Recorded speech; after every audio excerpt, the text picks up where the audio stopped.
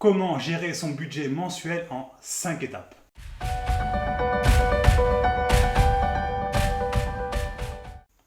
Bonjour et bienvenue sur notre chaîne Décision Évasion. Réalisez vos rêves. Aujourd'hui, nous allons vous montrer comment gérer vos comptes différemment. Mais avant toute chose, on vous invite à vous abonner à notre chaîne YouTube pour ne rien manquer de nos prochaines vidéos. Si vous avez des difficultés à gérer votre compte et que vous aimeriez avoir une méthodologie bien précise de comment faire au mieux, vous êtes sur la bonne vidéo. Peut-être avez-vous déjà été confronté à des signes tels que d'avoir le stress de regarder ses comptes comme la boule au ventre qui arrive, mais aussi la peur d'ouvrir son application pour pouvoir mettre à jour ses comptes, de vous dire que si vous êtes à découvert, c'est pas grave parce que votre banquier vous autorise, ou également avoir peur d'aller voir son banquier une fois par an, de peur de ce qu'on va nous dire et de nous retrouver devant le fait accompli d'avoir une mauvaise gestion de son budget. Et pour cela, nous allons vous montrer en 5 étapes comment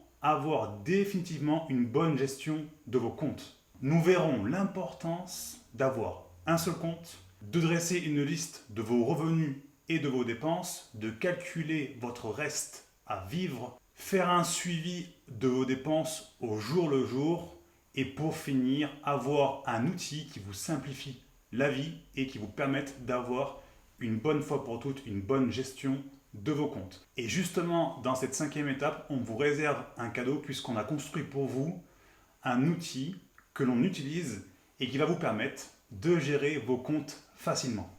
1. Avoir un seul compte. Et oui, effectivement, parce que quand on a plusieurs comptes, cela nous pose énormément de problèmes.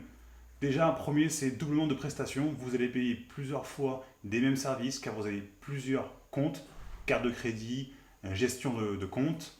En plus de cela, une gestion fastidieuse puisque vous allez devoir faire des mouvements d'argent et attention aux loupés parce que si vous avez une phobie administrative, il se peut que vous passiez à côté d'un virement et que l'un de vos comptes soit dans le rouge et que du coup cela vous engendre des agios et donc du coup des frais.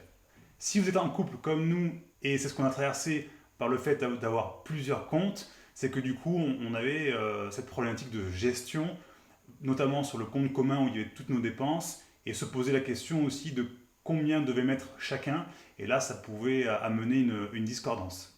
Et si vous sollicitez un crédit, notamment un crédit immobilier auprès d'une banque, c'est assez fastidieux dans le sens où le banquier n'aura pas une vision claire de vos comptes et ce qui pourrait mettre un frein à l'obtention d'un crédit.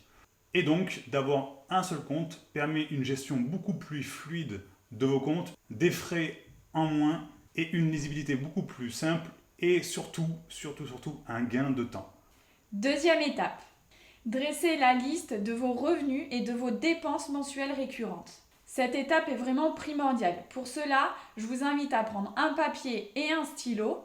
Maintenant, avec ce papier, vous allez tirer un trait au milieu de la page.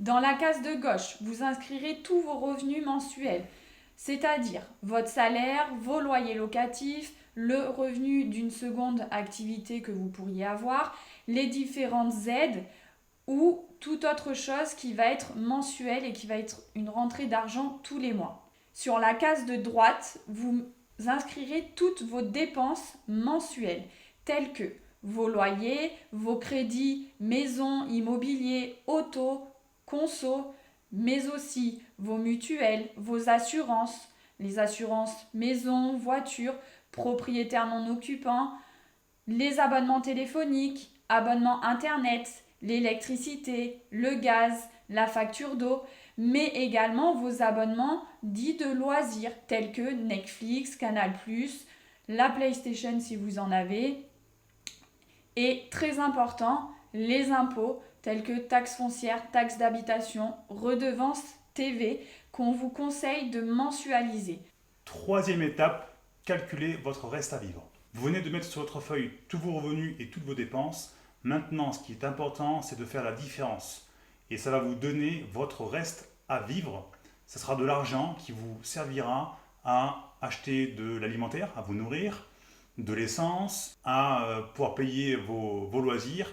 Mais il est très important puisque c'est un très bon indicateur qui va vous permettre d'être sensibilisé sur votre santé financière. Pourquoi? Parce que si vous avez un reste à vivre de 700 euros, on est beaucoup plus à l'aise que s'il nous reste un reste à vivre à 200 euros pour le mois.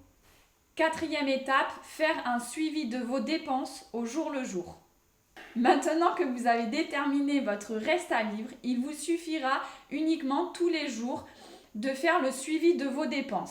Mais vous inquiétez pas, c'est une tâche qui peut paraître un petit peu fastidieuse, mais pour ça, on vous a préparé un outil qui va réellement vous aider et vous faire gagner du temps. Cinquième étape, utilisez un outil qui va vous aider au jour le jour. Et pour cela, on a préparé un outil qu'on a appelé Budget V1. Il s'agit d'un Excel et je vais vous montrer comment l'utiliser en passant derrière notre écran. Alors on se retrouve sur notre écran et je vous présente Gestion Budget V1. C'est l'outil que l'on utilise tout simplement pour la gestion de nos comptes. Alors très simplement, ici ce qu'on peut s'apercevoir, c'est qu'on a à gauche les revenus et les dépenses mensuelles qu'on vous a fait écrire sur un papier. Donc on a Paul et Marion, leur salaire, les aides de la CAF, un revenu locatif de Libourne, les épargnes d'un livret A, l'assurance vie, et là toutes leurs dépenses récurrentes mensuelles, les crédits IMO, assurance, crédit auto, conso, loisirs, etc. Et sur la partie de droite, on a le reste à vivre du coup, par rapport, en fait c'est la différence entre leurs revenus et leurs dépenses mensuelles. Et ici, on a du coup, au jour le jour, la gestion des dépenses qui se met en automatique.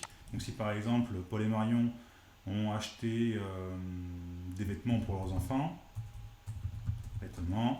voilà, ils en ont eu pour 114 €, et de ce fait, ça met leur reste à vivre à 397. Je ferai une seconde vidéo pour vous montrer en détail l'utilisation de cet outil. On espère que cette vidéo vous aura été utile et comme toujours, on sera ravis d'avoir vos retours, suggestions, commentaires par rapport à cette vidéo et aussi notamment à l'outil qu'on vous offre pour la gestion de vos comptes. Pour nous remercier, c'est simple, facile et surtout gratuit, juste un petit pouce.